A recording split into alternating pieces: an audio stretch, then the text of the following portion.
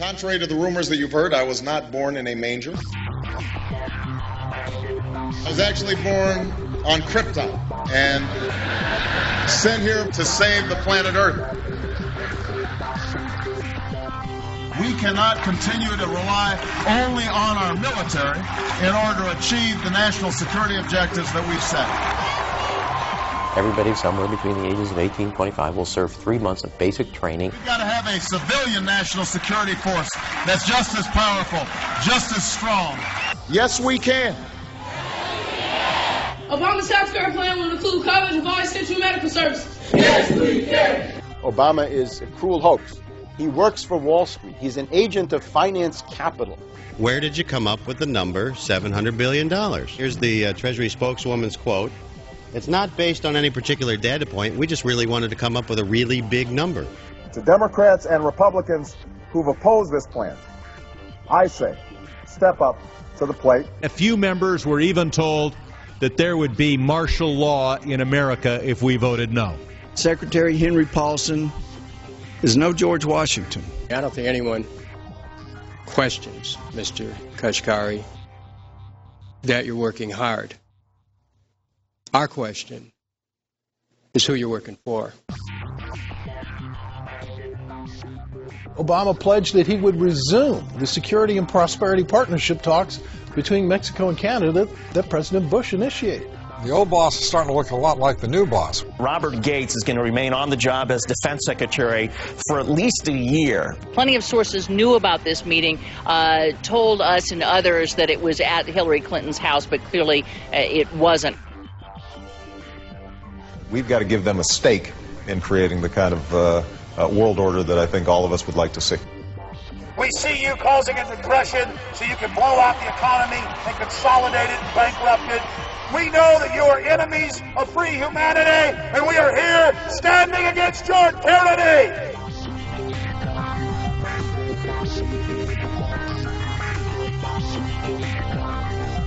The Obama deception. The truth strikes back.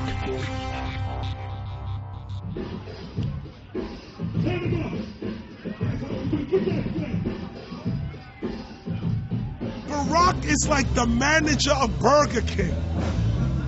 All presidents are, including Bush. It's like this. When your fries are cold, if your burger is not done right, you go back to Burger King, America, or your government, and you say, my burger's cold. I want new fries. First, you go to the cashier. That's the courts. You argue to the courts. The courts, if you can't get no justice with the cashier, you say, let me see the manager. I want to go to the Supreme Court. I want to see the president. The manager comes out. Hi, what can I do for you? Now the manager can override the decisions of the cashier, but you never get to see the franchise owner of Burger King. If you really have a problem with your burger, you need to go see the franchise owner. We need to go to the top or to the bottom. We need to go to where the real architecture of government is. And it's not in a president. It's in a global scheme. Politics in America today is identical to pro wrestling. And what I mean by that is, in front of the cameras and the public, we all hate each other. I'm going to kick my opponent's butt. I'm going to whale him from here to high water and beat the crap out of him. Yet behind the scenes, we all are friends going out to dinner. Went to dinner together. And it's all a work. All intermarried. Show business. It's showbiz. And that's what you have today in politics. The Democrats and Republicans aren't really opposed to each other. Left and right mean nothing. The only thing that counts is, are you working for Wall Street or are you trying to defend the people against the financiers?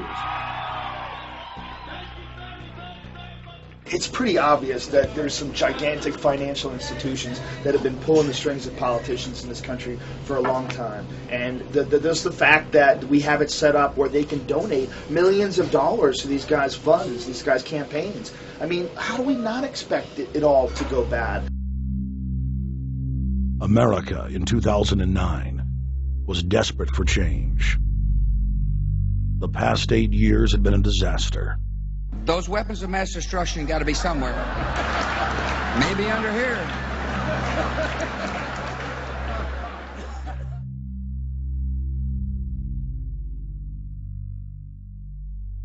George W. Bush, who had claimed to be a conservative, had tripled the size of the federal government, shredded the Constitution, and destroyed the image of the United States worldwide. Nope, no weapons over there. Endless wars, over 1 million dead Iraqis, and more than 5,000 dead U.S. troops. The Patriot Act, warrantless domestic wiretapping and spying, the end of posse comitatus, the rise of the treasonous North American Union, a deepening recession sliding towards total economic collapse. These factors and other abuses had the American people in a state of panic for their future and the very existence of the United States. The elite were in trouble. The people were beginning to see through their facade, past their front man, and to the ruling elite behind the throne. For the first time in U.S. history, both parties were universally hated. Congress had a 9% approval rating. The globalist agenda had stalled.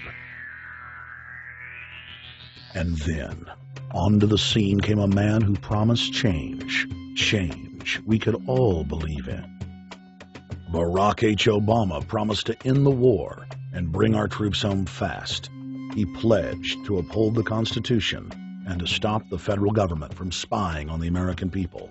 Candidate Obama told American workers that he was going to get them out of NAFTA and GATT, and he's already breaking those promises.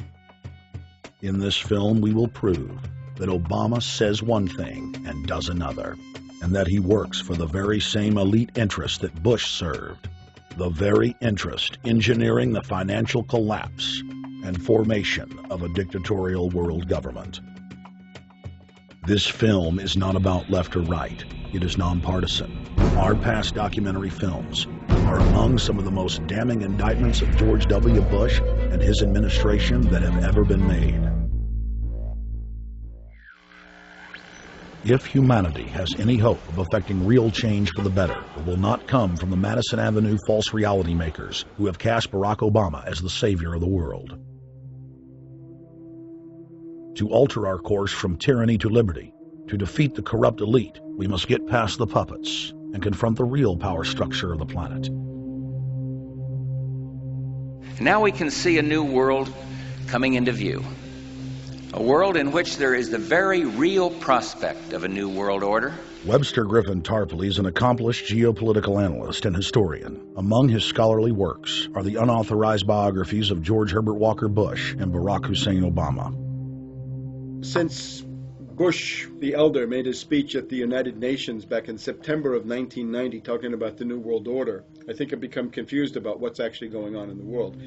The New World Order is a more palatable name for the Anglo-American world empire. It's the planetary domination of London, New York, Washington over the rest of the world. It's hard to get people to join that or think they have a part in it if you call it the Anglo-American world empire. If you call it the New World Order, then people in India or someplace like that or the European Union might think, well, there's something in that for us too. But that's not what it is. It's the Anglo-American New World Order.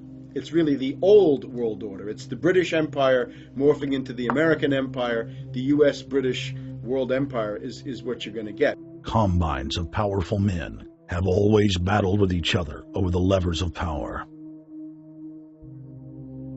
Gerald Celente is recognized as one of the world's foremost trends forecasters and is the founder of the Trends Research Institute. People that are knowledgeable know that the fight that this country has been waging since its inception is for the central bankers not to take over the country.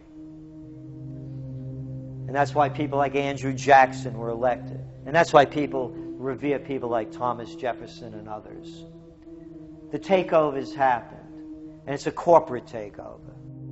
Agents of the Bank of England attempted to assassinate President Andrew Jackson on multiple occasions because of his resistance against a private central bank being set up in the United States. And it was something that Abraham Lincoln warned. And this is, by the way, why I believe he was assassinated. This is the Lincoln quote. The money powers prey upon the nation in times of peace and conspire against it in times of adversity. It is more despotic than monarchy, more insolent than autocracy, more selfish than bureaucracy. I see in the near future a crisis approaching that unnerves me and causes me to tremble for the safety of my country. Corporations have been enthroned. An era of corruption will follow, and the money power of the country will endeavor to prolong its reign by working upon the prejudices of the people until the wealth is aggregated in a few hands and the republic is destroyed. Wall Street has killed Main Street. So I know how unpopular it is to be seen as helping banks right now, especially when everyone is suffering in part from their bad decisions. I promise you, I get it. Up until about the Kennedy assassination and the beginning of the war in Vietnam, the United States is a very powerful engine for world progress. It's the assassinations, the Kennedy assassination, and the others in the 1960s, the beginning of the Vietnam War, and the beginning of the absolute domination of the Wall Street group over every other interest. Nobody else counts except the Wall Street money masters. That has now made the United States into no longer a force for progress, but something very different, often a force for destruction in the world. The military-industrial complex has taken over the country along with the Wall Street gang. If you look also at the people that Obama has put on his appointments list, it's all Wall Street. It's government of Wall Street, by Wall Street, and for Wall Street. There's nobody from heavy industry. There's nobody from the auto sector, nobody from Silicon Valley, nobody from big oil, nobody from defense, no labor, no women, no retirees, no small business, nothing. It's pure Wall Street. The only people who have a voice in Obama's councils are Wall Street finance oligarchs. That's all there is. Nobody else counts for anything under Obama. It's the most extreme Wall Street administration we've ever had. Before his death, President Woodrow Wilson apologized to the public, regretting that he had been deceived by a group of international bankers and the country's financial system had fallen into their iron grip via the Federal Reserve Act of 1913. Whether sought or unsought by the military-industrial complex, the potential for the disastrous rise of misplaced power exists and will persist. Dwight D. Eisenhower, he warned the people that the military-industrial complex was taking over the country. Only 3 years after leaving office, President Eisenhower's prophetic warning concerning the threat posed to our system of government by the military-industrial complex came to pass. President John F. Kennedy had enraged the entire elite network. Now, Kennedy was brought in as somebody who was expected to be a puppet. It was thought that his pro-Nazi father, Joseph P. Kennedy, the bootlegger, the speculator, would guarantee that Kennedy would be obedient to the establishment. They thought that Kennedy was a sex maniac who could be manipulated through all of this, but it turned out that through his personal suffering, Kennedy had discovered a personal sense of himself which went beyond just being a puppet, and he began to think about things like economic recovery, world peace, having a space program, making deals with the Soviets, cutting the Federal Reserve down to size, and a whole series of other things. Executive Order number 11110, signed by President Kennedy, began the process of abolishing the private Federal Reserve. Kennedy was also pushing for real civil rights reform and had begun the process of pulling the troops out of Vietnam. The last time you had an actual president was Kennedy. The oligarchs took swift and decisive action. When John Kennedy attempted to take the government back from the robber barons, he was brutally murdered. The message to future U.S. presidents and leaders across the world was clear: do as you're told or die. John Fitzgerald Kennedy was the last true president of the United States. And until the globalists are removed from power, we will never have another real one. The other thing about the American presidency you've got to remember is that this is a puppet post. It's automatically going to be a puppet post. The idea that Obama is somebody who's going to come in and exercise real authority when he's obviously been chosen and given everything that he's got by these financiers. Presidents are now little more than corporate pitchmen who take all the political heat, while the controllers remain in the shadows, safe from public scrutiny. Hip-hop icon KRS-One is not just known for selling millions of albums. He has led a tireless crusade against youth violence and has been a strong voice for human rights. If they controlled it before, what makes you think they're not controlling it now? The country was on a verge of revolution. They threw a black man up. Now we like this. They give him the money, they give him the bundling, they give him vote fraud, they give him the media whores, they give him goons, they even have elected officials making threats to put people in jail if they criticize Obama in public. All of this is the mark of a puppet. And that means that he is a puppet, actually more of a puppet than anybody else, more of a puppet than Mrs. Clinton would have been, even more of a puppet than McCain. He's the maximum puppet that we've had certainly since Jimmy Carter. They put a black face on the New World Order, and now we all happy. KRS ain't buying it. In the real executive power structure, the president serves the military-industrial complex. It's cell-phoned by the international bankers. If there's a revolution, the population just throws out the prime minister or president. The elite stays in power because the public is never aware of who the real enemy is. In Evian, France in 1991, standing before the Bilderberg Group, the apex of the world government power structure, David Rockefeller defined the New World Order as a system of world government serving the international banking elite. For decades, the banker-owned media would attack anyone who dared to warn the public that a dictatorial world government was being constructed right under their nose, and that national sovereignty was being deliberately destroyed. And now, after years of denial, the media and the elite themselves are proudly announcing that not only is world government real, but is the answer to the financial crisis that they carefully engineered.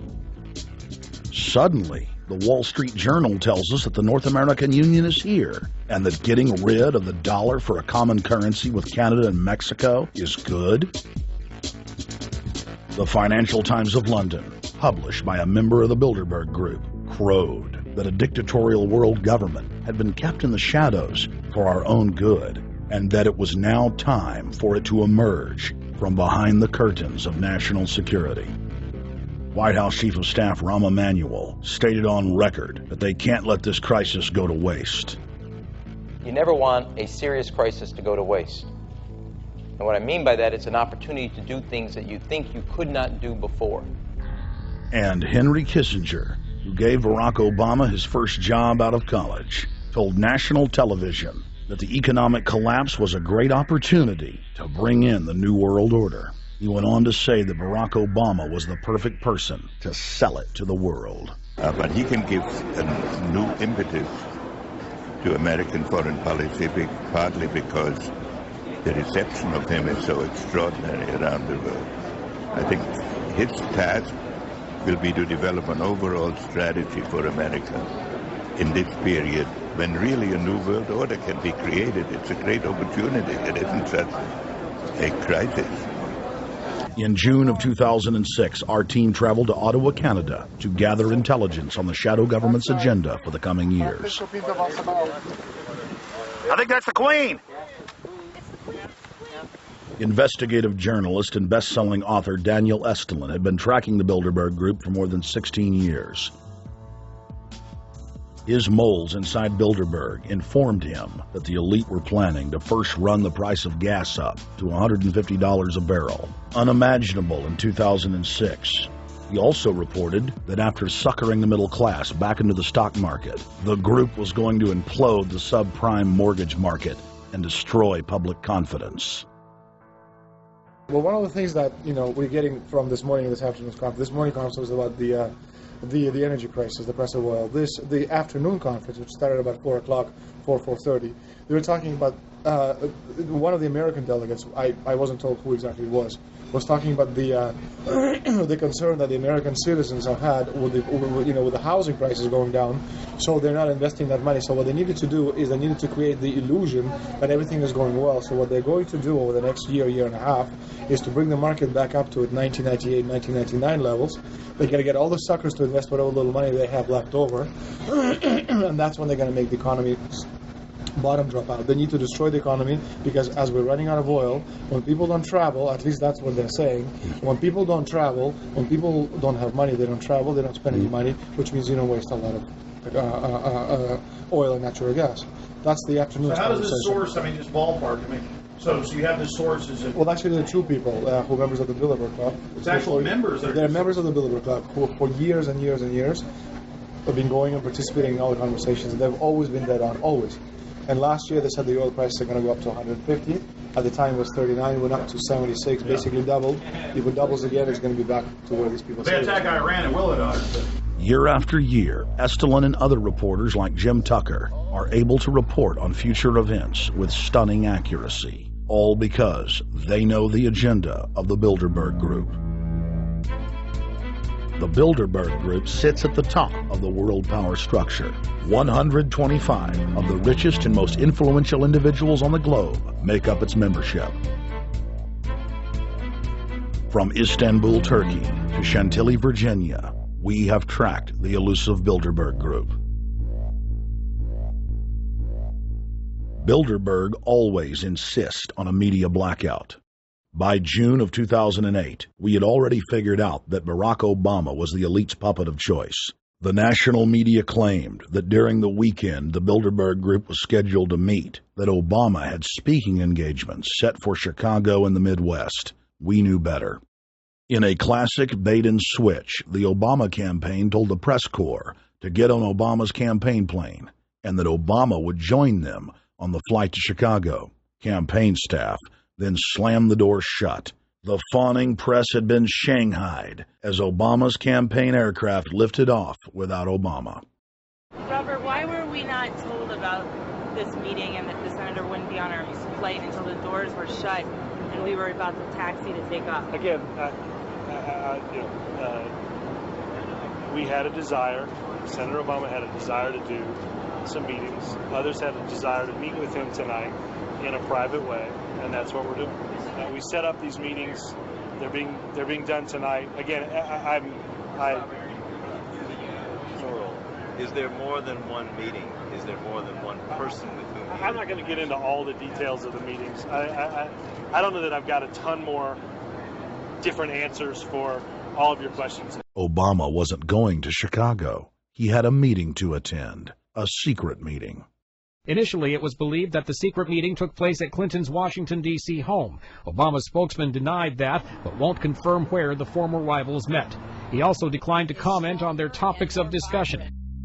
For a day and a half, the mainstream media engaged in a wild goose chase, trying to find out where Hillary and Obama had gone. 3 cover stories later, the corporate press had to admit they had no idea where the 2 candidates had gone. And to this day, Clinton and Obama aren't talking.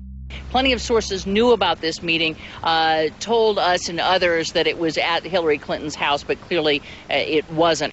In 2008, the trail led us to the Westfields Marriott Hotel, right outside Washington, D.C. We just flew into Washington, D.C. We're driving to the Westfields Marriott. Tomorrow, the hotel's closed throughout the week into the weekend for the Bilderberg Group meeting. We're going to check in the night before. They're going to kick us out tomorrow. So we're going directly into the belly of the beast. The hotel will be filled with at least 5 spy agencies: CIA, Defense Intelligence, Mossad, European Union security. We checked into the Westfields Marriott 48 hours before hotel guests were scheduled to be thrown out ahead of the annual meeting. The building was nestled in the heart of the military-industrial complex, with the National Reconnaissance Office and Raytheon just a stone's throw away.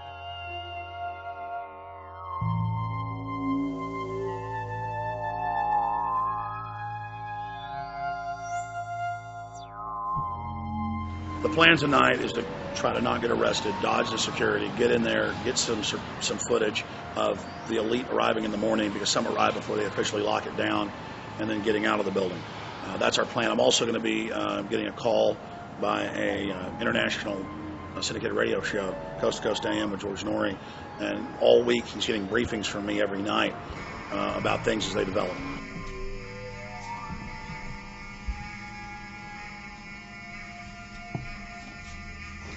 George, we're sitting here in the room. As the phone rings with your producer, Tom Danheiser, to put me on, the fire alarm goes off.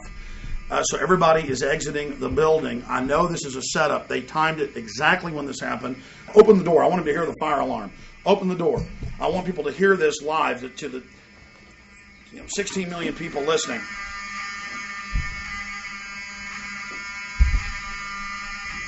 George, do you hear that?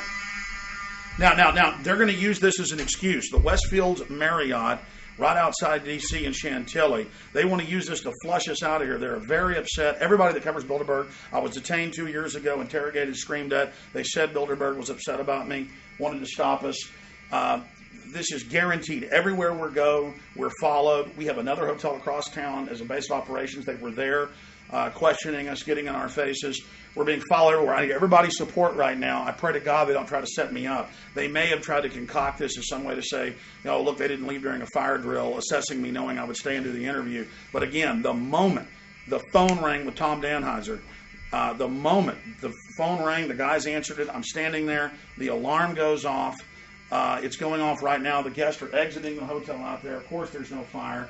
This is just absolutely insane. I noticed, too, that there was over 100 security people here today, but tonight we got back and it was a total ghost town, and this is what's insane.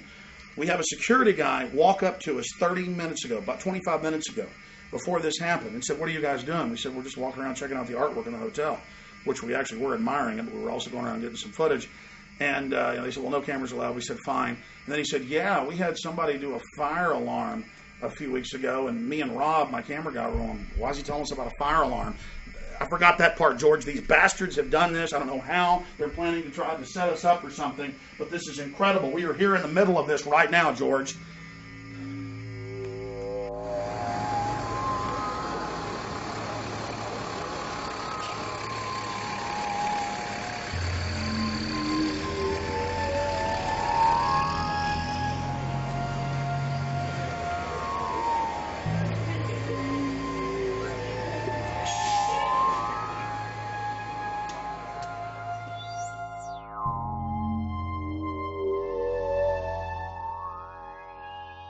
Hey, stay there. Keep it locked.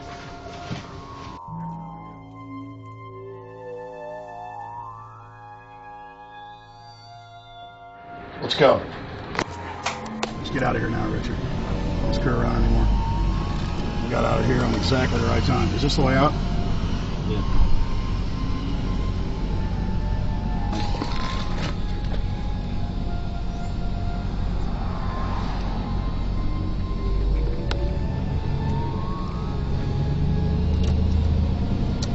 Car right behind us.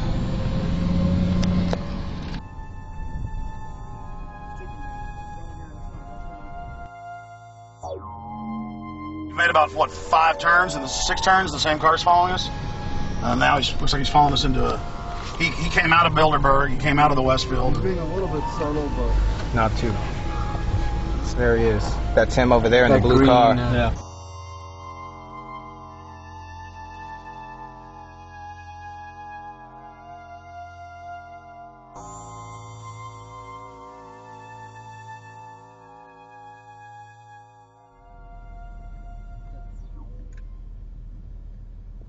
We're headed back to the Marriott here in Chantilly, Virginia, the scene of Bilderberg 2008.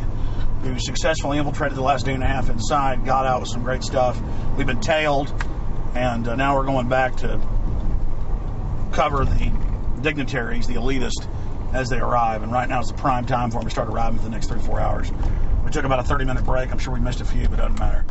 Because we've got scores of people that just organically are listeners, info warriors that are out here taking action.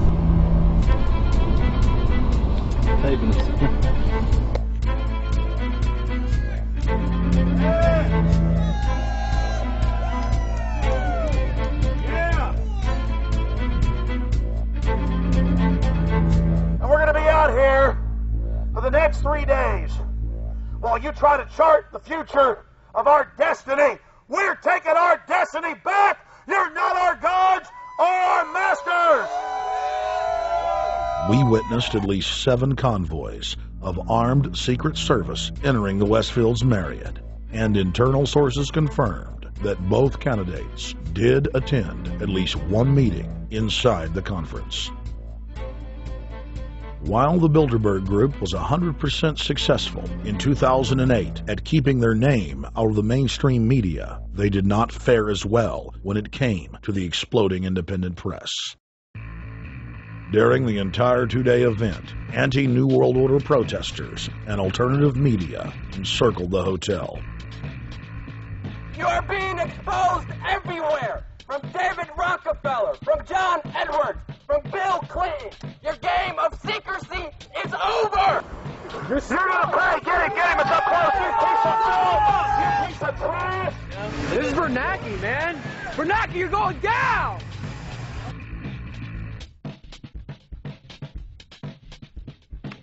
Obama, we know you're here, Obama. You cleared your schedule for the next 3 days. We know you're in Virginia. Arch criminals! New World Order scum! We are not your slave scum! Brave Americans came from all over the United States and bullhorned the main conference hall at close range as the global power brokers schemed inside. You are criminals! You control the central bank, you control the currency, and you're turning our beautiful country and world into a nightmare! The global elite are desperate to keep their organizational meetings a secret. They are keenly aware that if the population discovers that policy is being developed covertly by powerful special interest, the people will revolt. It is our duty to expose these criminals. It's a criminal act under federal law for federal officials to have private meetings to discuss world policy with non-federal workers. So everybody from the State Department, Treasury Department, White House, Defense Department, and others who show up, as they always do, they're committing a criminal act simply by being here to attend a secret meeting with officials from other countries to discuss U.S. policy in the world. So literally it's a criminal act. And every newspaper, every broadcaster has a patriotic duty to expose these scum and the evil they project. The election primaries served as a great diversion, while the true future course of the nation was being set behind closed doors. You've got, obviously, the Bilderberger Group, founded by the former Nazi Prince Bernhard of Holland. You've got the Trilateral Commission, founded by David Rockefeller's Zbigniew Brzezinski. They're the ones who ran the Carter administration. Everybody in the Carter administration, from Carter and Mondale and Volcker and Brzezinski, were all members of the Trilateral Commission. Founding member of rap sensation Public Enemy, Professor Griff, gave us his view of the Obama phenomenon. Barack Obama's been given a pass by the Blue Bloods. He's been given the okay by certain secret societies for them to let him in. I truly believe imperialism and fascism needs a facelift. And that facelift is going to have to be black. And the reason why I believe that is simply because I think they're trying to go into Africa. Well, they're already in Africa. But they want to totally control all the natural minerals that they're going to need to carry themselves into the 21st, 22nd, and 23rd centuries. Mm-hmm. You follow me? So I think they have to go through a phase of galvanizing the masses of dark-skinned people that truly believe that change needs to come, but the change that they're talking about is not necessarily change for the better as far as the masses of the people.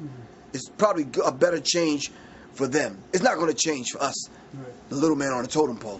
And no one looks at the agenda. As long as he positions himself right, have the right tie on, have the right smile, repeats the slogans over and over and drives it home, the average American is just going to swallow it hook, line, and sinker. And we don't even know what the agenda is.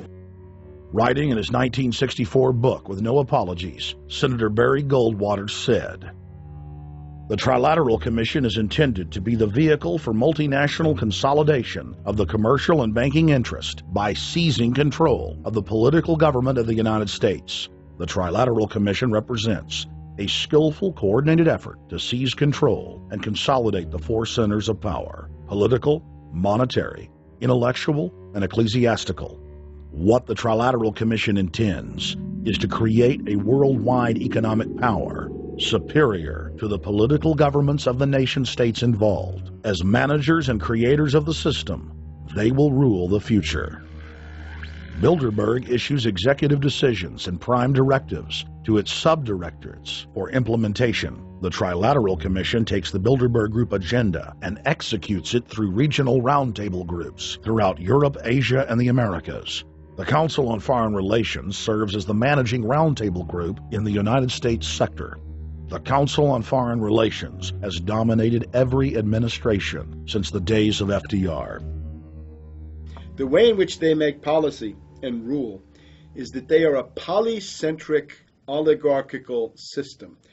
You have to be a finance oligarch. Remember, this is not a society ruled by generals, not by priests, not by bureaucrats, not by demagogues, none of those, but by bankers. Bankers rule, and the bankers set up these institutions. They set up things modeled on the Royal Institute for International Affairs, Chatham House, and the Milner Round Table of the period right after the Boer War, so even before World War I. You had the British setting up these round tables, institutes with publications and conferences, and this is how they make policy. Upon Obama's inauguration, members of the Bilderberg Group, Trilateral Commission, and CFR flooded into every position of power in the executive branch, replacing Trilateral Commission and CFR members who previously filled the positions during the Bush administration. When you look at the U.S. ruling class, you'd have to say that they're a really pathetic bunch of failures and bunglers. They are a miserable excuse for a ruling class. And that's one of the big problems we have, is you go from Clinton to Bush to Obama. What stays the same is the ruling elite that gives these puppets the orders that they act on.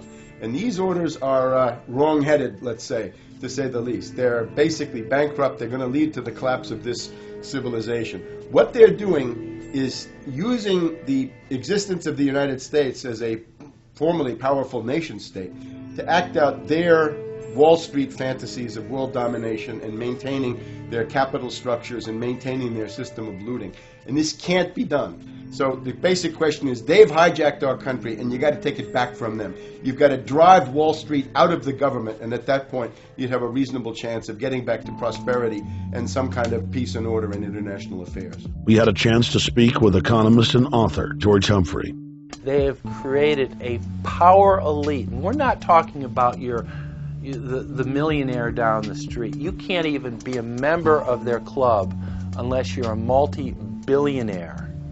And friends, this is not about rich versus poor. This is about a very, very small handful of the worst criminal element on this planet, manipulating and destroying the good people of this nation and of this world. About this Obama with change. Look at the people he's put in to mastermind the economic recovery. Larry Summers. I love it. Every time they talk about Larry Summers, he's always brilliant. He's another brilliant one. He's the one that helped dismantle the Glass-Steagall Act, the banking act that was put in place in the 1930s, so the banks couldn't become the banksters that they become. In the 1990s, you had the beginning of the derivatives bubble, thanks to people like Alan Greenspan, Rubin, Summers, a lot of the people who are now back in the Obama administration. And the derivatives, I think, are the centerpiece of this entire problem today. These are the same people. Geithner from the Treasury Department. Could you imagine that? Now we have the U.S. Treasury Secretary, who also is a Robert Rubin protege of the Larry Summers group, that dismantled Glass-Steagall and broke apart the regulations that would have prohibited the banks and brokerages from becoming these criminals. He was the former president of the New York Federal Reserve, and now he's our Treasury Secretary. And as we all know, the Federal Reserve is as federal as Federal Express. It's a private bank. And now we've put this guy in charge of it? I mean, Wall Street has hijacked Washington in broad daylight. Every single one of his appointments support the status quo. Every one of his appointments are there to screw the American people. Every single one of his appointments are people who are working to bring down the Republic and the Constitution of this country. Secretary of the Treasury, Timothy Geithner, Bilderberg Group and Trilateral Commission member. Secretary of State Hillary Clinton is a Bilderberg and CFR member. She is also married to Trilateral Commission member William Jefferson Clinton. Ambassador to the United Nations, Susan Rice, Trilateral Commission. National Security Advisor General James L. Jones, Bilderberg, Trilateral Commission, and CFR. Deputy National Security Advisor Thomas Donilon, Trilateral Commission, CFR. Special State Department Envoy Henry Kissinger, Bilderberg Group, Trilateral Commission, and CFR. Chairman, Economic Recovery Committee, Paul Volcker, Bilderberg Group, Trilateral Commission, Council on Foreign Relations. The Director of National Intelligence, Admiral Dennis C. Blair, Bilderberg Group, Trilateral Commission, CFR. Secretary of Defense Robert Gates, Bilderberg Group, Trilateral Commission, CFR. Deputy Secretary of State James Steinberg, Bilderberg Group, Trilateral Commission, CFR. State Department Special Envoy Richard Haas, Bilderberg Group, Trilateral Commission, and President of the CFR. Obama Presidential Advisor Alan Greenspan, Bilderberg Group, Trilateral Commission, CFR. State Department Special Envoy Richard C. Holbrooke, Bilderberg, Trilateral, CFR. And the list goes on and on. Even if Barack Obama were the most wonderful person in the world, he was groomed and brought to power by the global elite to carry out their agenda. Humanity must look past Obama and realize that presidents come and go, but the shadow government and their program of global enslavement continues. How could people be so stupid and gullible to believe a bunch of political people? So people who voted for Obama were trying to express, I think, first of all, something worthwhile. The hatred for Bush, Cheney, the neocons, the desire to punish the Republicans for their adventures, their police state, and their economic depression. The second question was on the economy. People felt that Bush was selling them down the river into a world depression. He is, of course, the new Herbert Hoover in that regard, so they were trying to get something different from that. The tragedy, of course, is, and this is really why Obama was groomed and prepared over a period of almost 30 years now, that Obama is there to frustrate and to deceive all of those hopes. Obama is a cruel hoax. He's a bogus sham. He's an absolute denial of everything that you'd expect from an American president. It is very disturbing to see well-meaning people falling for high-tech propaganda over and over again. It happened after 9/11. The American people en masse were swept into a mob psychology, irrationally throwing their common sense to the wind and doing whatever the administration told them to. The general public eventually caught on to the fact that George W. Bush was a deceitful thug and that the economy was in freefall. In the midst of it all, Barack Obama was there, speaking out against the abuse of the people at the hands of the establishment. With the election of Barack Obama, the world rejoiced that the United States was no longer in the hands of madmen. But unfortunately for humanity, this was another vicious fraud. I want to like the guy. He speaks gently. He's intelligent. He seems to be a man of peace. He is just as charismatic as they come. But you know what? Is that a tree is really, really measured by the quality of its fruit. And when you kind of put away all the flowery words, when you put away all the rhetoric, when you put away all the rock and roll music, what he does is what's important for the people of this country, starting with the truth. Obama is notoriously a liar.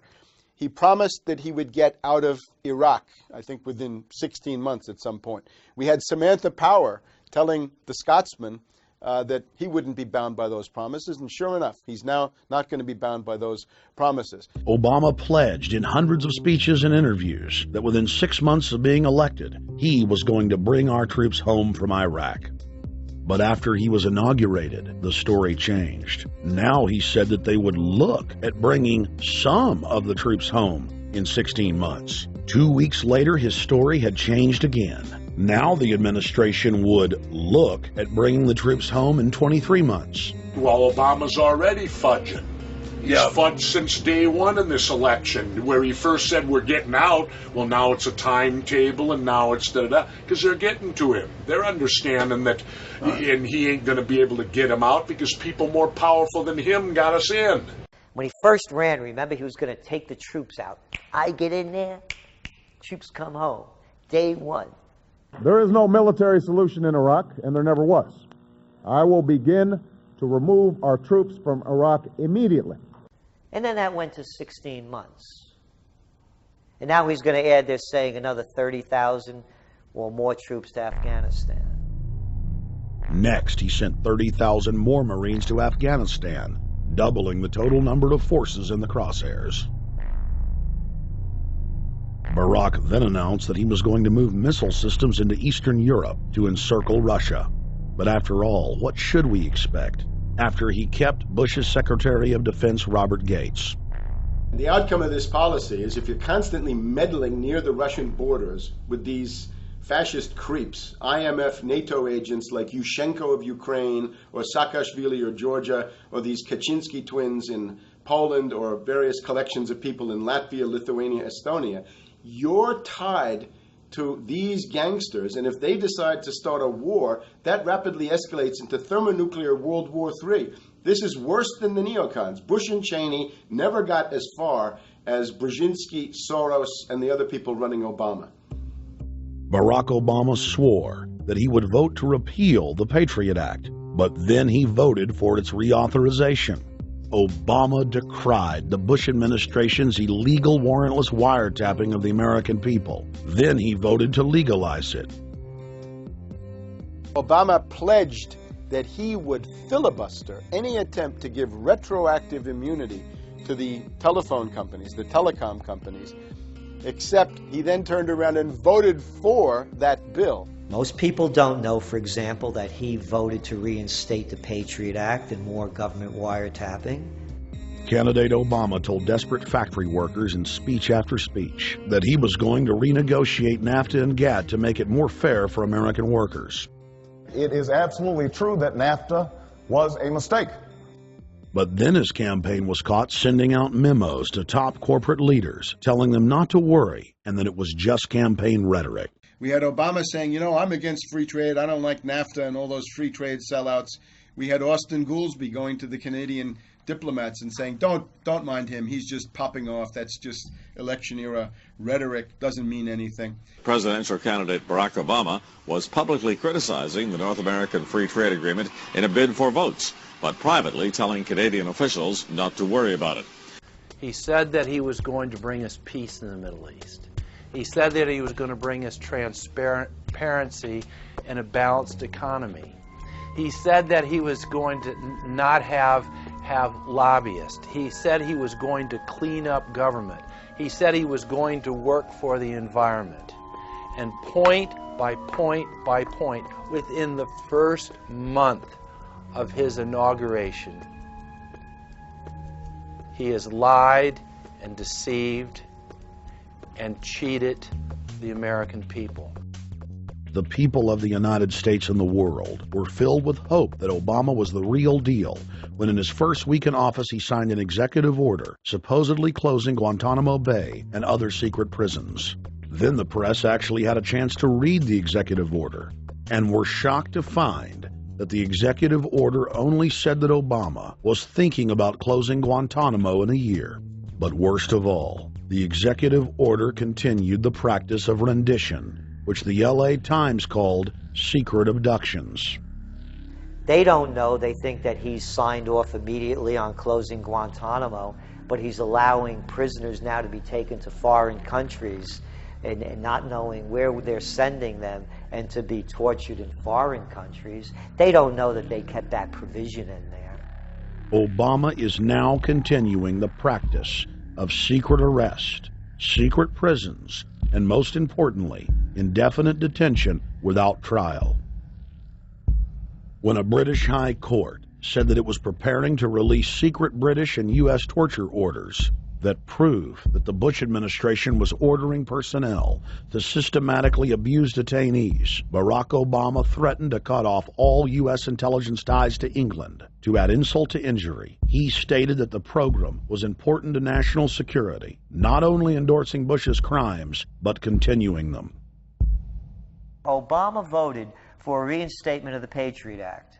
And by his early deeds already, again, as we saw with the issues of retention, he's willing to send people that have been charged with nothing to be tortured to so-called get the truth out of them.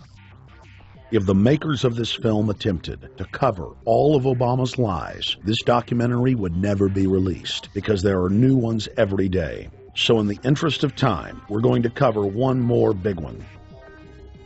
Barack and his handlers made the cornerstone of his campaign, keeping lobbyists and donors out of his administration. Within hours of being elected, Obama did a 180 and filled the White House and federal government with lobbyists and donors at all levels. Obama picked William Lynn, the top lobbyist for Raytheon, to fill the number 2 position at the Department of Defense. Timothy Geithner, former president of the private Federal Reserve Bank of New York, was picked by Obama to be Secretary of the Treasury. Geithner promptly crammed the Treasury Department full of lobbyists, like his Chief of Staff, Mark Patterson, formerly the top lobbyist at Goldman Sachs. Obama appointed top lobbyist to the Saudi royal family, George Mitchell, as the lead Middle Eastern envoy. Obama appointed the king of Wall Street lobbyists, Leon Panetta, to head up the CIA. Obama tapped Tom Daschle, top lobbyist for healthcare firms, to run the Department of Health and Human Services, and the list goes on and on. Then, 3 weeks into his administration, Obama launched a new lie, more outrageous than the previous. With Academy Award-level conviction, he said that he was upset about the banker bailout, which his own Chief of Staff, Rahm Emanuel, another former Wall Street executive, had engineered. Obama said that he had signed an executive order capping the CEO salaries of those who had taken the bailout money. There was just 2 problems. All the major banks and brokerage firms were exempt, and the new order only dealt with any future bailouts. And those were to be on the honor system. What gets people upset, and rightfully so, are executives being rewarded for failure.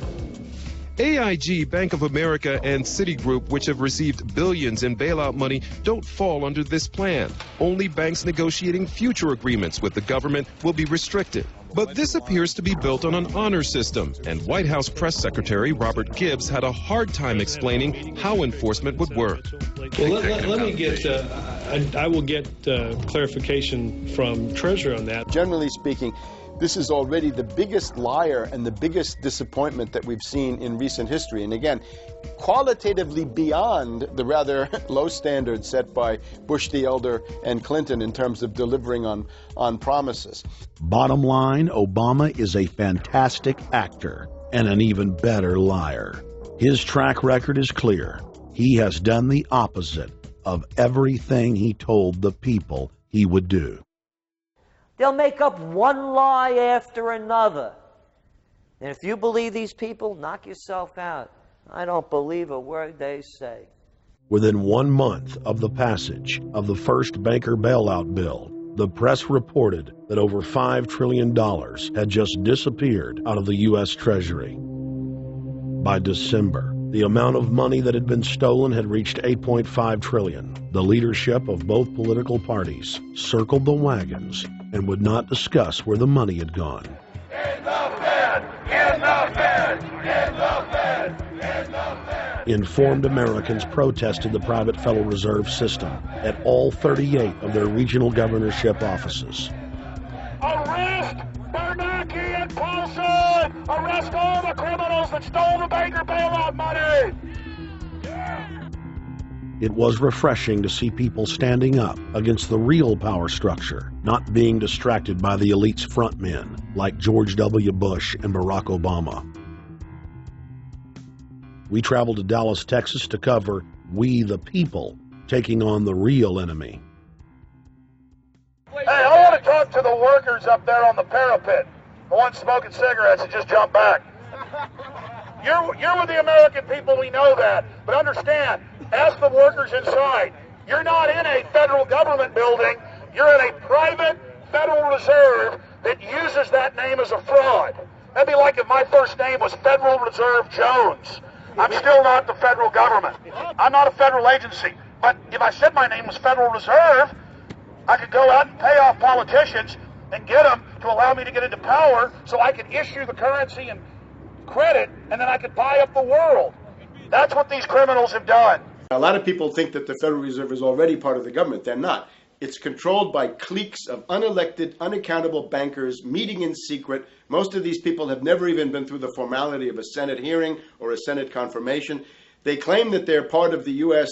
government. They masquerade as if they were part of the U.S. government. But in reality, this is a purely private operation. Jackals, hyenas, raptors, all of them loyal, not to the American people, but to the Wall Street banks, which is where most of them come from. Everyone is pointing to Barack right now, President Obama, as saying, you got to get the economy together. You got to get the economy together. When in fact, the president has very little to do with the economy. It's the Federal Reserve chairman that at least sets the policy. That's a privately owned company, the Federal Reserve Bank. They set the agenda. These guys are masquerading as a federal institution. They are a private banking consortium, and this is their front, their holding company. The Federal Reserve is not federal. It's a front for a private banking cartel. That's on record in congressional testimony, and they're the ones orchestrating the economic collapse we're seeing right now, so that's why we're here. While at the In the Fed rally outside the Federal Reserve Bank in Dallas, Texas, we spoke with Ron Paul's brother, Wayne Paul. 1913, the Federal Reserve Act was passed, floor of the House, where 3 members of Congress were on the floor. At that time, they only needed a majority of votes to pass it. So in 1913, the Federal Reserve Act was passed. 20 years later, 1933, under Roosevelt, the United States was declared bankrupt. And in 1933, the Federal Reserve Private Bank says, okay, USA, what are you going to pledge as collateral on the debt you owe me? What happened by 1936? Does anybody know? We instituted Social Security system, and you and I and our children and our children's children were pledged as collateral on the debt of our government to the Federal Reserve. And that's where we're at today. It took 20 years to make this country bankrupt, and since then, our government has operated under emergency powers of our government. It is not the president that makes the decision in this country. It's the Secretary of Treasury who turns around and is put in there by the Federal Reserve to manage the bankruptcy. We've been in bankruptcy ever since. So to print $700 billion and to give it away, how do they get away with it? The manager of the bankruptcy is told by the Federal Reserve this is the way to go. That's where we're at today. Yes, we should point out, Congressman Ron Paul now has a huge amount of sponsors for a bill in the House of Representatives to abolish the private Federal Reserve crime syndicate. In 1913, the money power of the country was taken away from the people. By constitutional privilege, it belongs with the Congress, but it was given up in the Federal Reserve Act. The Federal Reserve is no more federal than Federal Express, but yet it has the power to determine the direction of use of money in our economy. If we could take that power back and put the Federal Reserve under Treasury, we start to be in a position of being able to control monetary policy on behalf of the United States people. The Federal Reserve is totally private, and Alan Greenspan 2 weeks ago on PBS on Lair NewsHour said on record that they are above the law, the Congress, the President, everyone. No court can do anything. We run America. What is the proper relationship, what should be the proper relationship between a chairman of the Fed and a president of the United States? Well, first of all, the Federal Reserve is an independent agency, and that means basically that there is no other agency of government which can overrule actions that we take. So long as that is in place and there is no evidence that the administration or the Congress or anybody else is requesting that we do things other than what we think is the appropriate thing, then what the relationships are don't frankly matter. Notice what Greenspan is saying. Greenspan is saying the Federal Reserve is beyond the law. And in reality, they are in practice beyond the law. Nobody, as far as I know, has ever audited the Federal Reserve. One of the first things we ought to do when we nationalize the Fed is go in there and find out the audit. Who stole money? Who engaged in corruption? There's a whole series of people going back to Volcker, to Greenspan, to Bernanke, and so forth. Think of the arrogance of private group of banks that have bankrupted the nation by design so they can repo the country. A private group of banks that loaned us our own money back are telling us they're above the law. You are not above the law, criminals. No one is above the law. No one is above the law, and the private Federal Reserve sure as hell isn't either.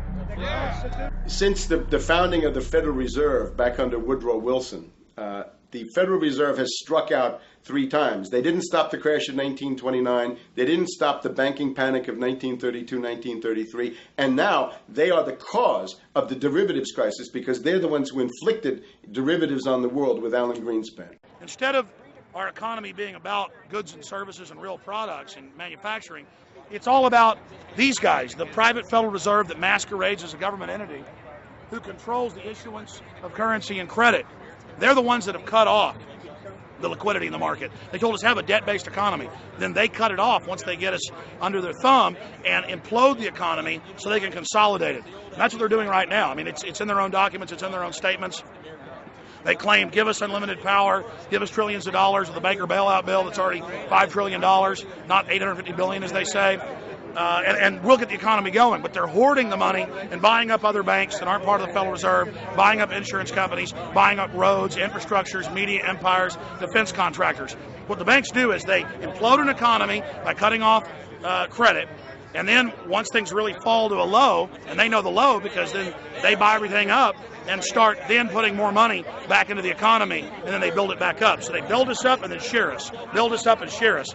And they're getting ready. All over the world, they're always shearing some country, imploding it. Comes out in their own IMF and World Bank documents. That's just the foreign arm of the same cartel. And these are the people who claim to be the saviors of the economy, the people who have created every important crisis in the past 100 years, the Federal Reserve. So it's illegal, it's unconstitutional, and it's a failure. And I think the failure is what everybody can see right now. Yeah, what they do is they make you think Clinton's evil in running things. Then, oh, Bush will save us. And then, oh, Bush was evil. Now we'll be saved by Barack Obama, but he's just a puppet. But as we get deeper into this phase, when they implode the economy, they have all the money and all the control. But they also like to pose as the savior. So Obama is meant to be the savior during the Depression, and he'll save us with a 1 million person, he said, is bigger than our military, domestic spy force, a 3 million person environmental spy force. So giving people these jobs to be government bureaucrats and spies to go out and manage the other 290-something million Americans. And so this is classical fascism. The communists also do it. Any vertically integrated command and control authoritarian system does this. So they're openly following what the same group of banks did in Germany, Russia. It's in the Communist Manifesto to have a private central bank, because the private central bankers actually wrote the ideas that they had Marx and Engels put out. People go, well, why would the banks want communism? It doesn't exist. They rape us, they consolidate us, they put us into work brigades, they make us slaves, and they say it's a people's paradise. Look at it, boy, you're really doing good. And then they transfer all the wealth of the nation offshore. The globalists are outside all the nations. That gives them safety, and they play countries off against each other. And so that's what we're facing and dealing with. And so they're bringing in classical, hardcore tyranny in the U.S., but we have the internet. We've grown our numbers. The alternative media has exploded. That's why they're trying to move in to shut down and regulate and tax the web, but it's too late for them. They're playing in the 19th century, 20th century rules. It's 21st century, the century of resistance to tyranny. And so it's going to be one hell of a fight with the people and free humanity on one side and the New World Order on the other. And every one of you out there counts, needs to be involved in this fight like nothing you've been involved with before, because this is life and death. Everything depends on exposing these people. Everything depends on showing the people that this is the New World Order, this is the criminals. We're dealing with the king rats here, the people that are carrying out tyranny worldwide. And either they fall or we fall. Either worldwide darkness and a new age of tyranny and oppression and with a scientific overlay, or a new age of liberty and freedom and a new renaissance. The choice is the people's out there. Okay, we can tell you what's going on. You can check it out for yourself and find out it's true. But don't wait. Investigate now. Get involved now. Go out there and reach out now. We don't have time. If you're looking for the solution, look in the mirror. Look right into the mirror, because you out there, men, women, old, young, black, white, doesn't matter. It's going to be up to you if they win or if liberty succeeds and the people have a chance of having any future. These are cold-blooded eugenicists. These are cold-blooded people who think they're God, think that they're our masters, and think that we're animals. These are the guys that funded Lenin and Stalin and Hitler and Mao. These are the guys, it's all on record, that bankroll this stuff. They are hardcore vicious, and they must be resisted. You're watching the Obama deception. We're going to go right back to the film in just a minute. But I wanted to take some time out in the middle of the film to encourage all of you that are watching it online right now to go to Infowars.com and purchase a high-quality DVD of the film. Or you can go to prisonplanet.tv and download a high-quality DivX version to burn to disc or DVD to give to your friends, your family, your neighbor, and your community. I also want to challenge all the viewers out there to take time out, to write notes as you watch this film, and to check all the claims that we've made for yourself, because I'm confident in the information presented here. And I want you to not trust me, but to know for yourself, to know in fact that Obama is a betrayer and a liar, a Judas goat, a Trojan horse to bring in the one world government. So again, I want to thank you for watching the Obama deception. You can go to Infowars.com and get a high-quality DVD, or watch it in super high quality and burn disc to give your friends, your family, your neighbors, and warn the public at prisonplanet.tv. Now let's cut right back to the Obama deception. Up until about the Kennedy assassination and the beginning of the war in Vietnam, the United States is a very powerful engine for world progress. It's the assassinations, the Kennedy assassination, and the others in the 1960s, the beginning of the Vietnam War, and the beginning of the absolute domination of the Wall Street group over every other interest. Nobody else counts except the Wall Street money masters. That has now made the United States into no longer a force for progress, but something very different, often a force for destruction in the world. That doesn't need to remain that way. The interest of the American people is to fight to take your government back from Wall Street and make the United States a force for progress in the world, which we easily could do if we could just break the power of the people behind Obama. The main banks of Europe, which were started by Adam Weishaupt and Rothschild, the Banque Nationale de Paris, the Bank of England, the Bank of Italy, have all financed the messianic and war leaders of the last 200 years. Napoleon, Lenin, Stalin. They backed Adolf Hitler. They backed Franklin Delano Roosevelt. And they are backing right now Barack Obama. The banking cartel had established a beachhead in 1913 through the Federal Reserve Act. In 1947, they set up a parallel shadow government through the National Security Act. From 47 on, the national security state began the long process of absorbing federal and state bureaucracies, while at the same time undermining the constitutional power of Congress and dominating the executive branch. By controlling the issuance of currency and credit, the private Federal Reserve was able to buy up most of the Fortune 500. And if a company wouldn't sell, the bankers would unleash federal regulators to run them out of business. Private central banks in Europe, the United States, and England took taxpayer money and loaned it at over 30% interest to third world nations. The bankers would then bribe the leaders of those countries not to pay back the loans. Their third world puppets would sign agreements stating that when the country defaulted, the banks would be given all the natural resources and infrastructure of the once sovereign lands. But worst of all, the countries would pledge future taxes paid by the people in perpetuity as profit to the private banks. By the year 2000, there were few nations that had not fallen to the designs of the money power. The globalists were now ready to start their final phase of world government takeover, the destruction of the Western nations' economies. To carry out their final takeover, they first removed banking regulations like the Glass-Steagall Act in the late 1990s. This allowed their front companies to issue unlimited credit to the world and to set up colossal Ponzi schemes, the likes of which the world had never seen. The scams were advertised by the controlled corporate media as completely legitimate. Because of the fantastic returns, private investors, corporations, state and local governments invested heavily. They had taken the bait, hook, line, and sinker. To destroy confidence, in late 2007, the bankers themselves began to badmouth the scams they had created. Next, the central bankers cut off the tsunami of fiat money that they had been using to pump up the bubble. When Congress and the public refused to write the finance oligarchs a blank check, the bankers began to engage in financial terrorism. They said that the world would go into another Great Depression unless their demands were met, further destroying confidence. The stock market instantly had its biggest one-day loss in history, but even that wasn't enough to force Congress to capitulate to the offshore banks. Senator Inhofe of Oklahoma and Congressman Brad Sherman of California, amongst others, told the world that the entire Congress had been threatened with martial law by the White House and the Treasury Department if they didn't pass the so-called banker bailout bill.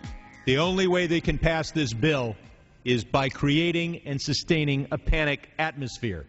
That atmosphere is not justified. Many of us were told in private conversations that if we voted against this bill on Monday, that the sky would fall, the market would drop 2,000 or 3,000 points the first day, another couple thousand the second day, and a few members were even told that there would be martial law in America if we voted no. That's what I call fear-mongering. Unjustified.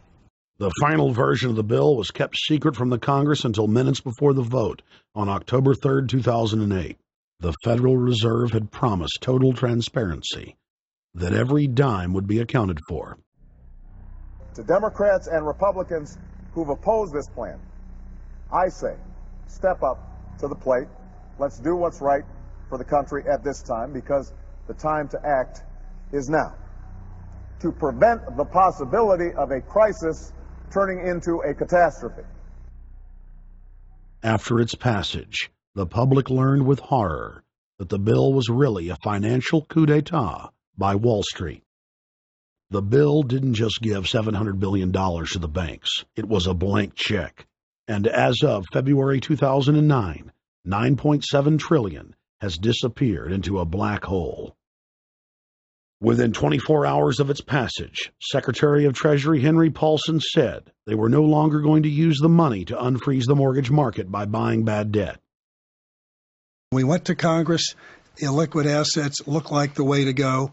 As the situation worsened, the facts change. I will never apologize for changing an approach or strategy when the facts change. Paulson has, in the meantime, admitted that the subprime mortgage crisis is not the cause, really, of the breakdown of the entire world banking system and the bankruptcy of most of the banks in London and in Wall Street. He said, we're going to buy up toxic assets, but we're not going to worry about subprime mortgages. What he's talking about is derivatives. Derivatives are the center of the crisis. He went on to say that where the money was going was a secret. I believe that banking institutions are more dangerous to our liberties than standing armies. If the American people ever allow private banks to control the issuance of their currency, first by inflation, then by deflation, the banks and corporations that will grow up around the banks will deprive the people of all property until their children wake up homeless on the continent their fathers conquered. The issuing power should be taken from the banks and restored to the people, to whom it properly belongs. Thomas Jefferson, 3rd President of the United States. Secretary Paulson came in with the Vice President and Fed Chairman Bernanke and made all these assurances that there was absolutely a critical, immediate need to get rid of the corrosive derivative products, all the different names for this, ubiquitous, sub-S, retraded credit default swap, blah, blah, blah, blah. Okay? But they talked about them as though they knew what the hell they were. You got the money and you immediately said, what items, what auction? Now, the Treasury just basically cut that out of the bill. And what we have here is a situation where banks are hoarding the money that they're getting from the TARP. They're using the money to purchase other banks. And all of a sudden, the Treasury sent a signal to the banks, forget about it. We're going to give you the money that you want, and you do what you want with it. Unless you direct it specifically, it's not going to happen. I don't think anyone questions, Mr. Kashkari, that you're working hard. Our question is who you're working for. Throughout its passage, President Bush and Senator Obama worked in tandem to get Congress to pass the bill without even having time to read it, despite the fact that in major polls, 98% of the American people were against the bill. The leadership in both parties were for it. And I really want to commend Barack Obama, because as we were involved in the this and that and different provisions of the bill to persuade people, he really gave them confidence that this was the right decision for the American people, even though it wasn't, in our view, a great bill for them to vote on. I want to take a particular moment to also thank an individual who's not here, and that is Barack Obama, who made numerous calls not only to all of us, but to members of our caucus, and helped us gather the votes on the Democratic side to pass this legislation. Bankheads then bragged to the press that they were hoarding the bailout money and using it to buy up smaller, healthy banks and insurance companies. Their plan was working like a charm. Next, the central bankers loaned the federal government back $787 billion of our own money at interest for President Obama's so-called stimulus package. And just like the banker bailout, Congress was given less than an hour to read the 1,070-page-plus stimulus bill. Barack Obama, who had pledged on the campaign trail to wait 5 days before a bill could be voted on so that the Congress and the people could have a chance to read it, said that the stimulus was too important and it had to be passed before anybody could see it or read it, or the crisis would turn into a catastrophe. Doing little or nothing at all will result in even greater deficits, even greater job loss, even greater loss of income, and even greater loss of confidence. Those are deficits that could turn a crisis into a catastrophe, and I refuse to let that happen. After its Friday passage, in gangster fashion, President Barack Obama took a 4-day vacation and said that there was no rush to sign it. The spending bill was really a takeover bill, designed to further federalize the states and to pay off rich donors that had donated to both parties. As the world slid deeper into depression, the bankers celebrated the fire sale that they had created. I believe the phrase burdens of the office is overstated. Yeah, it's kind of like, why me? Oh, the burdens, Why did the financial collapse have to happen on my watch? It's just pathetic, isn't it? Self-pity. And I don't believe President-elect Obama will be full of self-pity. With their access to unlimited fiat capital, they could now buy up sectors of the world economy not already controlled by them. For over a century, the Anglo-American establishment had worked to bring the world system to this point. Artificially engineered global bankruptcy. In an address before the Trilateral Commission in June of 1991, David Rockefeller laid out the elite's ultimate goal. The supranational sovereignty of an intellectual elite and world bankers is surely preferable to the national autodetermination practiced in the last centuries. Now that the bankers were holding the world hostage, they issued their ultimatum. The only solution to restart the global economy would be to set up a planetary government ruled by a new Bank of the World, a Bank of the World owned and controlled by them. Suddenly, hundreds of prominent publications announced the solution, the people's only salvation. Time magazine, in an article titled "The New World Order," said that the new super bank would control the world's currencies and set interest rates, and that the new bank would, quote, knock the heads of bad countries like the United States. At a meeting of central bank heads and finance ministers dubbed Bretton Woods II, the plan for world government was unveiled by the very bankers that had engineered the collapse. Formerly sovereign countries would now pay their taxes directly to the banking cartel. Hundreds of new carbon taxes, controlling every facet of human activity, would only be the beginning. Now all the elite had to do was to sell the public on accepting the final phase of their takeover. And it's Obama's job to sucker the public into standing down so the bankers' agenda can move forward unhindered. Never before in U.S. history has the media gotten behind a president like they are behind Obama. The press has pulled out all the stops, bestowing a crown of infallibility upon Obama as the savior of the people. The elite are betting everything they've got on Obama's charisma and hoping that he can sell the world on their program of tyranny. Yes, there have been differences between America and Europe. No doubt there will be differences in the future. But the burdens of global citizenship continue to bind us together.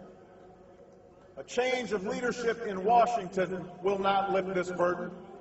In this new century, Americans and Europeans alike will be required to do more, not less. Partnership and cooperation among nations is not a choice. It is the only way.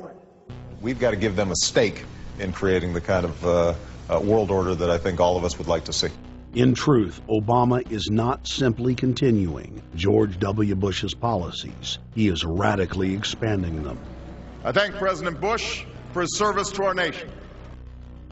This film has documented the painful fact that Barack Obama's agenda is the complete opposite of what he has claimed it to be. Now we will reveal what Barack Obama and his controllers' true agenda is. Number one, bring the United States under the complete regulatory control of a private offshore superbank known as the Bank of the World. More than 100 new taxes are now being developed under the umbrella of curbing greenhouse gases. The new taxes will be paid directly to the private bank consortium. At the producer level, taxes will be paid on farm animals' flatulence. At the consumer level, there will be carbon taxes on all forms of meat, beef, poultry, pork, and fish. All cars will be fitted with satellite tracking boxes that will tax driving by the mile. And an added tax will be placed on all fossil fuels, including motor oil and natural gas. All plastic products will have a carbon tax added. Outdoor space heaters and fireplaces are to be taxed. All electricity produced by coal-powered plants will be taxed. Under the cap-and-trade system, citizens will be forced to pay taxes on thousands of products to private cap-and-trade services owned by Al Gore and other elitists. There will be taxes on light bulbs, water, trash pickup, air travel, train travel, bus, ship, medicine, steel production, mining, clothing, laundry, asphalt, are just a few of the new taxes to be levied. But to truly transform our economy, to protect our security and save our planet from the ravages of climate change, we need to ultimately make clean, renewable energy the profitable kind of energy. So I ask this Congress to send me legislation that places a market-based cap on carbon pollution and drives the production of more renewable energy in America. That's what we need. The notion of anthropogenic global warming is a fraud. In other words, the idea that the planet is getting warmer and that human activity is somehow responsible is a pseudo-scientific fraud. It's a big lie. It's a monstrosity. Remember the Nazis, they had race science, race hygiene. They said Aryan blood is different from any other kind of blood. This was, of course, idiocy, a fantastic piece of nonsense. Today, we've got something similar. Global warming caused by human activity, and the answer to that is carbon tax plus cap and trade, according to the wishes of Al Gore, Prince Charles, and basically the entire world banking community, the world oligarchy. What they're trying to do with that is to perpetuate the current system where bankers rule the world, financiers rule the world, and the rest of us get the crumbs from the table. But remember, if you try to put on cap and trade and a global warming carbon tax with the idea that you're going to save the polar bears, what you're going to do is destroy human society. You're going to cause genocide on a massive scale. The deaths will be measured in the hundreds of millions and indeed in the billions.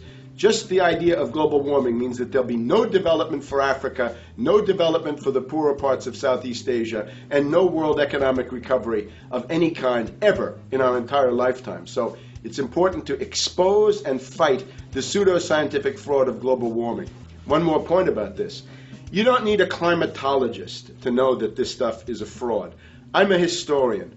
I can tell you, in the last 1,000 years, we had a period of very warm temperatures called the medieval warm period, where all kinds of grapes and semi-tropical stuff was growing very far into the northern hemisphere. That was about 1100, 1200. It happened to correspond with an all-time maximum of sunspots. Right now, we can say that we're going into another maximum period where there'll be some warming, but we're well within the limits of the medieval warm period. About 1600 to 1650, there was an ice age in northern Europe. The North Sea was filled with ice. The German and Dutch ports and the English ports were filled with ice.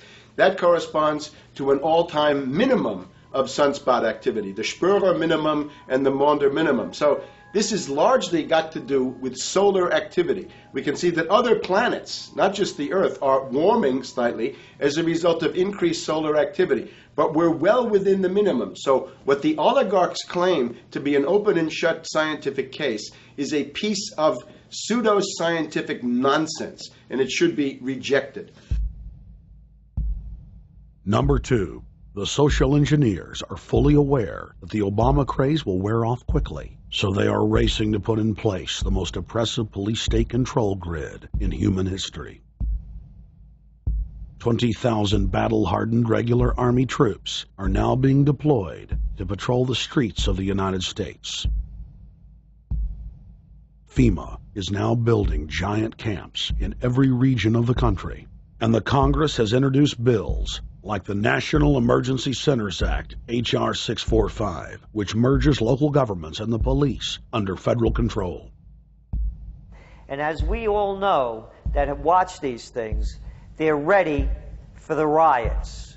With these detention centers that are being opened up around the country, with state police training for riot control in the event of economic calamity and food riots, they know what's going on and they're prepared for it.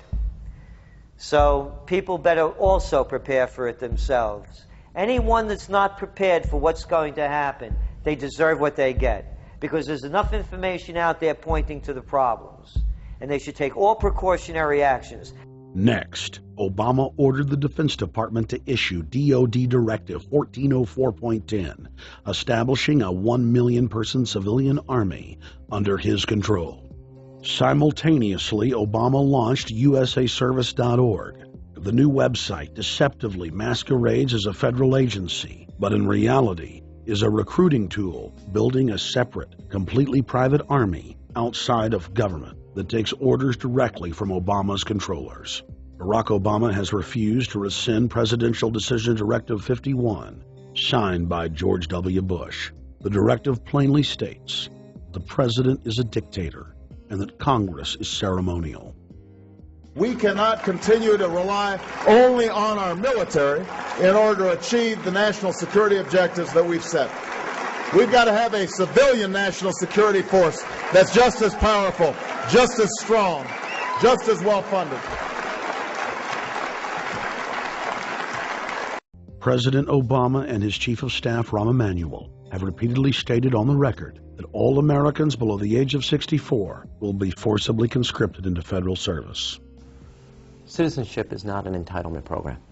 It comes with responsibilities. Everybody somewhere between the ages of 18 and 25 will serve 3 months of basic training and understanding in a kind of civil defense. Now, it doesn't always have to be service in uniform. One of the things that if you talk to our generals, they are desperate for is a civilian counterpart to our military forces. So is this compulsory then?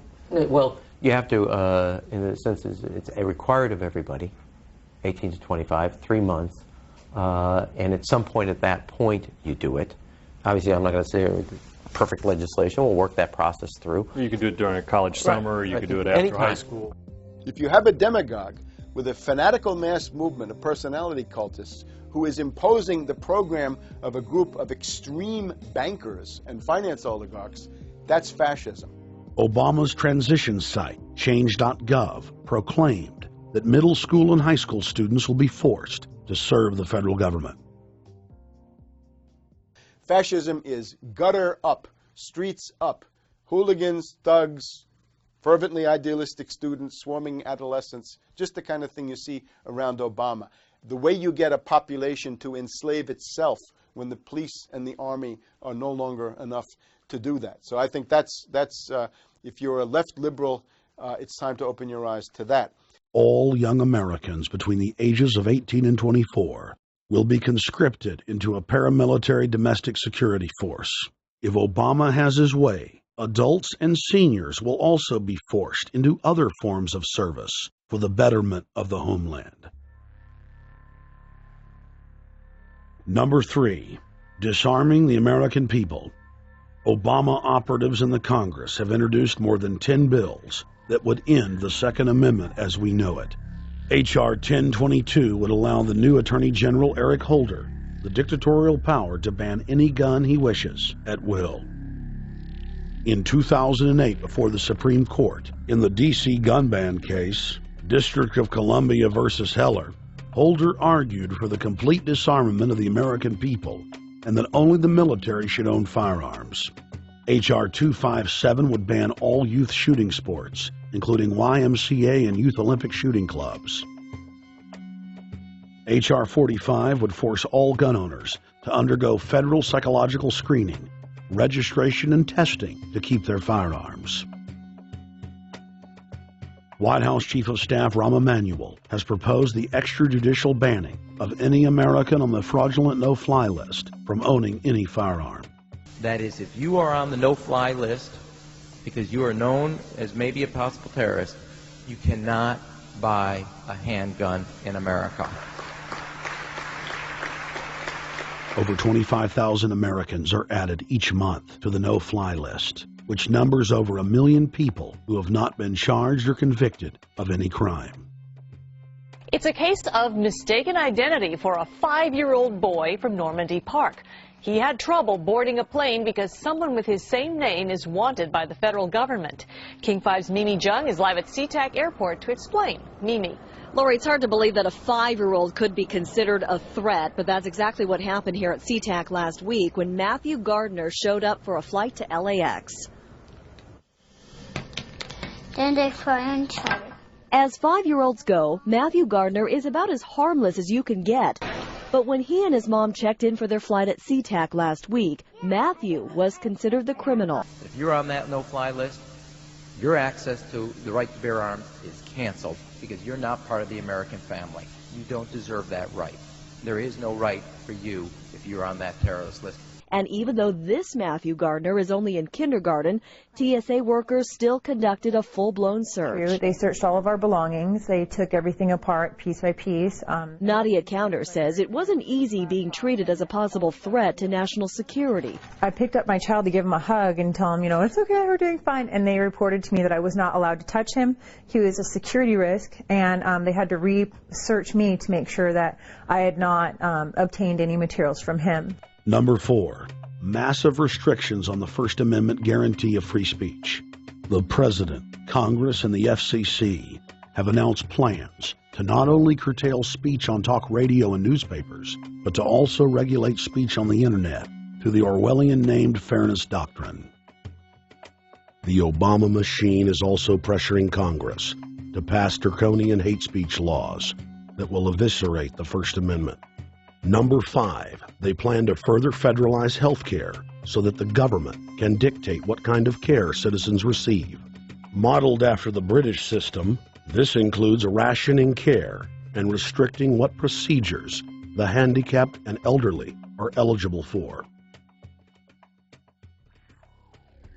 Number 6, Obama is already pushing to expand the Department of Defense budget and to station more U.S. troops overseas to encircle Russia, China, Iran, as well as setting up bases in Africa under the pretext of humanitarian aid, and dominate and occupy Africa through AFRICOM. So we're taking your phone calls, seeing what you think of Barack H. Obama. Is he a Judas goat? Is he a front man? Is he a betrayer? Let's go to Anthony in Georgia. Anthony, what's your take on Barack Obama? They put the face of Barack Obama as part of their public relations because it's like in the old folk tales about vampires. A vampire cannot force his way into somebody's house. It's against some kind of metaphysical law. So the vampire has to persuade the resident of the household to open the door and invite him in. So they're going to look at the peephole at Barack Obama, which looks like them and appears to be on their side. They're going to say, okay, here's my ally. Let me open the door and let me let this person in. And then Barack Obama is just, of course, a front man for the American empire, where he's going to have the entire U.S. Navy, the entire U.S. Army, and the entire U.S. Marines under AFRICOM command. And, of course, he's going to turn it into a new Iraq, and he's going to turn it into a new Afghanistan. Every operation that you see going on in Iraq and Afghanistan is going to propagate to the poor countries of Africa. And well, sir, I agree with you. They're looking to the people. They see a handsome, smiling African face. He's all, hey, I'm from Kenya. And then it's a total bait and switch. But it's the same thing here in the United States where they would get sellout Native American chiefs to sell out their people. This is the oldest trick in the book.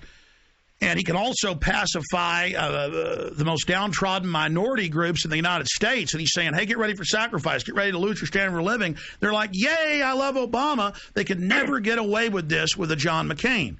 Obama basically does a couple of things. One is, again, this idea, kick the Chinese out of Africa. Kick them out of Sudan where they get oil. Kick them out of Zimbabwe where they get raw materials. Start a civil war in Congo, another big source of raw materials. Al-Qaeda, an arm of the U.S. intelligence community, is now active in Algeria, Tunisia, Morocco. You've got a destabilization going on in Kenya around Odinga. That's Obama's cousin. This is a guy who has two children. They're Obama's niece and, nephew in a broad sense. And one of them is named Raul, and the other one is named Winnie, after Winnie Mandela, who did the necklacing and political assassinations in South Africa. So this Odinga is essentially a CIA destabilizing operation in Kenya, and he's got a Odinga Islamic alliance to crush the Christians in Kenya, but this also reaches into Ethiopia, it reaches into Uganda, Congo, Tanzania, and a whole bunch of other countries in that region. So all of Africa is a battlefield in flames between the U.S. and the Chinese, with Obama leading the charge to kick the Chinese out for geopolitical reasons. Number 7, radically expand federal control over family farms and ranches through the Animal ID and Premises ID system. Number 8, accelerate the merger of the United States with Canada and Mexico under the Security and Prosperity Partnership. He is also accelerating the transfer of remaining federal authority to unelected quasi-governmental bodies like the World Trade Organization. Number 9, Obama must convincingly play the part of the president and convince the people of the United States that the buck actually stops with him. This is critical to the globalist master plan because in 4 to 8 years, Obama must take the blame, as Bush did, for the New World Order's horrific agenda. At that point, the elite will put a new puppet in the ceremonial seat of power and build him up as the savior, only to tear them down again. And so the process is repeated over and over. For their program to work, it is essential that the people not learn that the presidency is now nothing more than theater, because if they did, the people would stop looking at the pawns and start looking for the king. Through this system of deceit, the elite's criminal agenda can continue forever because the people waste all of their political energy debating the media spectacle instead of investigating the globalist agenda. Number 10, it's Obama's job to sell the public on globalist policies that aren't in the people's best interest. But the overlords have many salesmen. His most important function is to protect the criminal oligarchs from prosecution while they loot the economy worldwide, start new wars, and engage in torture. They're called Generation O, and they were the key to Barack Obama's White House win. During the campaign, Barack Obama used the internet like no other candidate before him, harnessing the energy of millions of his supporters. But the question now is, what to do with this young, eager, energetic army? This gives Barack Obama and his administration contact information for so many people, so next time he needs to push his legislation, he can contact all these people. Kennedy-esque. I feel as though this was like when John F. Kennedy was elected. Shouting, smiles, and tears. It was the scope of Obama's victory that was most impressive. I saw a photograph of Obama playing basketball. And I said, you know what? I see him as a leader, and that's the world that's in his hands.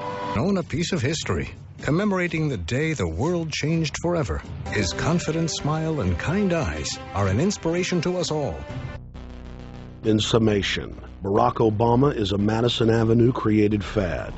All of the crazed Obama worship, being pushed by the corporate media, is scientifically designed to capture the public in a net of peer pressure mass euphoria. If the New World Order can just distract the public for a few more years, the elite can finish constructing their police state control grid. Now, a lot of times, we don't want to know the issue. Right. We don't want to know the issue. We feel, what do you call this thing where you get this false sense of gratification, but because a black man is in office, everything's going to be all right. No, everything's not going to be all right. Yeah. Until you look into the agenda and what the Democratic Party has been about, is about, and will be about, regardless if Barack Obama is the president or not. And that's real. Barack Obama is the perfect Trojan horse. He makes the people feel like they finally have a place at the table, even as he betrays them. I won't have to worry about paying my mortgage. Oh, it's such a blessing to see you, Mr. President. Thank you for taking time out of your day. Never in my life would think that this would ever happen. Sadly, many Obama supporters can't see what's right in front of their faces because they've already invested their very identity in this artificially created cult movement. Throughout history, it has happened over and over again. People turn their intellect over to cult of personality mass movements, and it's happening again. The evidence presented in this film is documented fact, and those that ignore what history has taught us do so at the peril of us all. As frightening as the information in this film is, there are many things we can do to stop the globalist agenda dead in its tracks. First, we expose the cult of Obama for what it is, a sad hoax.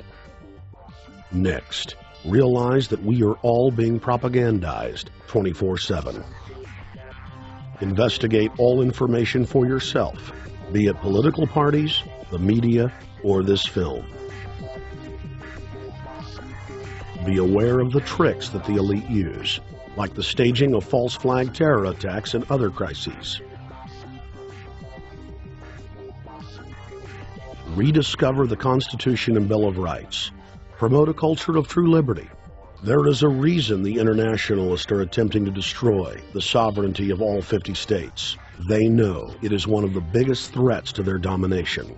The federal government has been completely hijacked by foreign interest, and more than 25 states have recognized this fact and are moving to block the New World Order at the state level by declaring their 10th Amendment powers.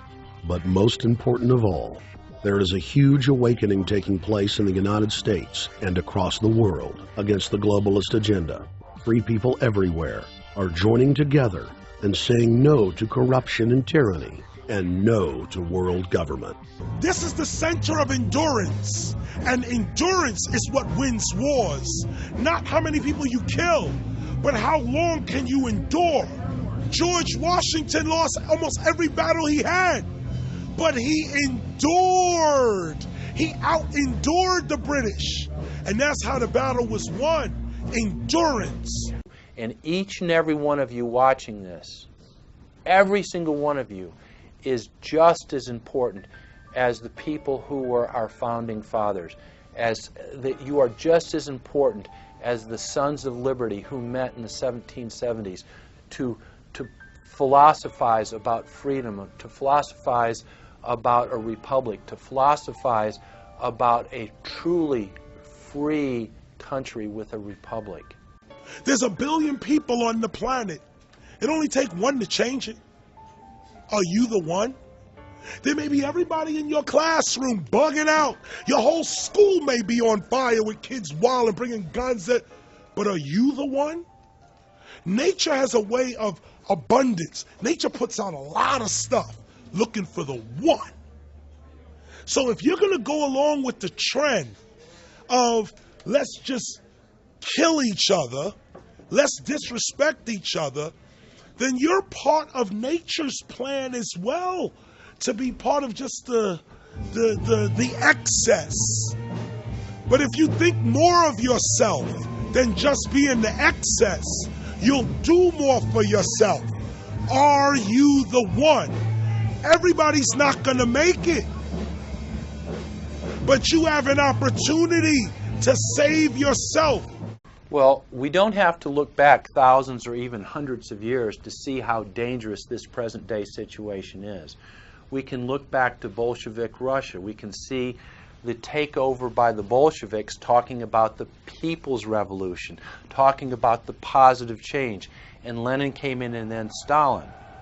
The fact is that over 40 million Russians between 1925 and 1940, good Russian, people who were Christians, people who had their own businesses, people who were educated, they were exterminated because they had their own business, because they were educated, because they believed in God's law. We can look over at Germany. Germany was in a very, very terrible economic situation, and this very charismatic leader called Adolf Hitler comes in. He makes the roads good, and he promises a better life for the people. And within 10 years, you see a completely nationalized, centralized, dictatorial situation where millions and millions of people were exterminated. And then we can go to Maoist China. Mao came in, he promised change, he promised a better life, and within 5 years, 60 million Chinese were exterminated. They don't teach that. They don't teach that in the schools these days, and it wasn't that long ago. And I pray to God that this will not happen in the United States.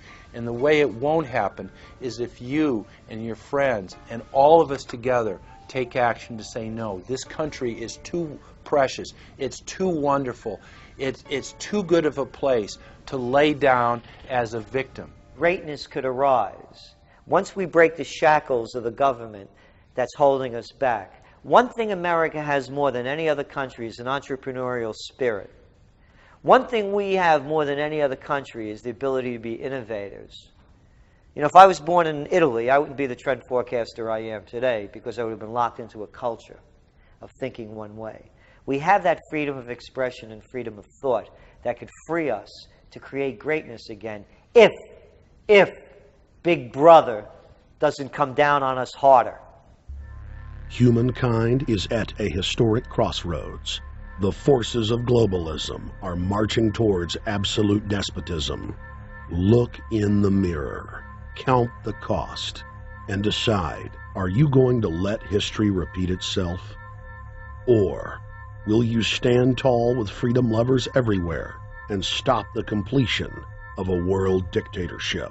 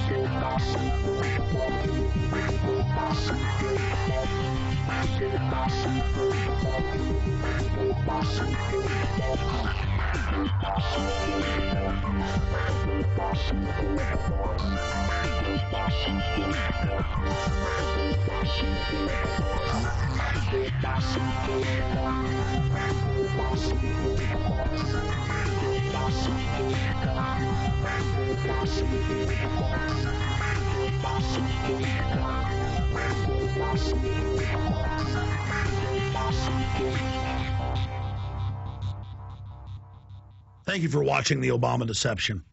I want to challenge all of you out there who are shocked by this film to take time out to research the claims of this documentary so that you will discover that we've told you the truth and that, frankly, it's far worse than we could even present here in the limited time we had. And once you find out the claims in this film are true, I want to ask you to do the only thing you can do. Spread the word. Warn your friends and family, your neighbors, about this deception, about this betrayal. We have to warn the people that Barack Obama, despite his fancy teleprompters and his silver tongue, is nothing more than a New World Order frontman, a pitchman, selling you tyranny. Please get the high-quality DVD at Infowars.com. Make copies of it. Get it out to people. Wake them up. Let them know the threat. Let them know what the New World Order and the global banking system is doing. Download high-quality copies at prisonplanet.tv. Whatever you do, get the truth out to the people. Because as Thomas Jefferson said, all that evil men and tyrants need to flourish is that good men and women do nothing. So we cannot stand here idle while this treason is taking place, while this betrayal is unfolding. Thank you so much for watching The Obama Deception.